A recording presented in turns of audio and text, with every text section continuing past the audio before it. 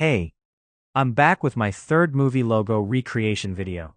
My first two recreation videos, which can be seen on this channel, included the RKO Radio Pictures logo for the 1951 classic film The Thing from Another World, and the 1940s Columbia Pictures lady with the radiating torchlight. This time, I'm tackling one of my all-time favorites, the classic and dazzling Universal Pictures Studio logo from the mid-1930s to the mid-1940s. In this video, I'll take you behind the scenes for a brief overview of how I recreated the Universal Pictures movie logo.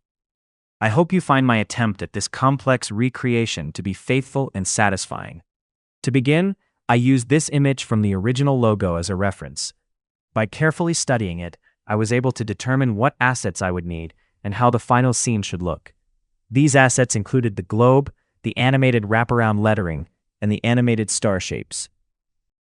I also added a radiant image to serve as an out-of-camera range reflective image source to simulate the highly illuminated areas at the top and bottom of the globe. I used the following software: Photoshop, Illustrator, Lightwave 3D, and Final Cut Pro. So, let's get started. I am now in Photoshop. Here, I've typed the letters needed for the wraparound and modified the letters E and S to conform to the Art Deco style of the original logo. I also created a 5-pointed star shape.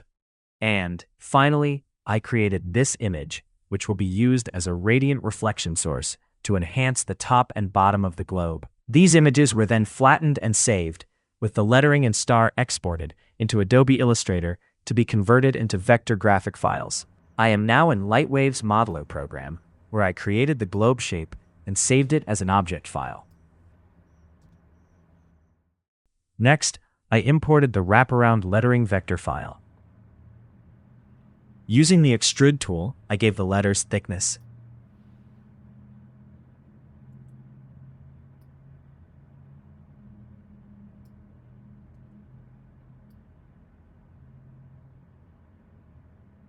To make them wrap around the globe, I used the bend tool to conform them into a circular shape. This was also saved as an object file. Next, I imported the star vector file and extruded it. I saved this file as an object file and did the same for the radiant surface file. I am now in Lightwave's layout program. This is where everything comes together to build, animate, and render the final video. As you can see, this perspective view, including a camera and light sources, has already been set up. I've also imported all of the object files I created in Modeler. To accurately arrange these objects within the dimensions of a standard picture frame and properly evaluate their surface qualities, I switched from perspective view to camera view. After setting the camera to the Academy standard motion picture frame size used during the 1930s and 1940s, I was ready to build the scene. First, I positioned the globe and the rotating letters at the center of the frame. Then I positioned each star shape one at a time so it was pointed at the center of the globe. This not only enhances the reflections from the surrounding stars, but also contributes to the overall radiating light effect.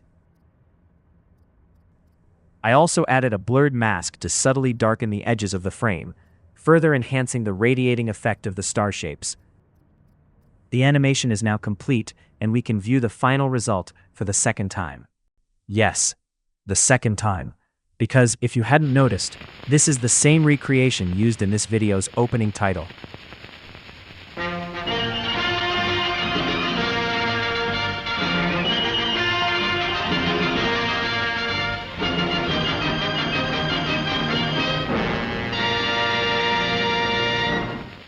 I hope you enjoyed this classic Universal Pictures logo recreation, and thanks for watching.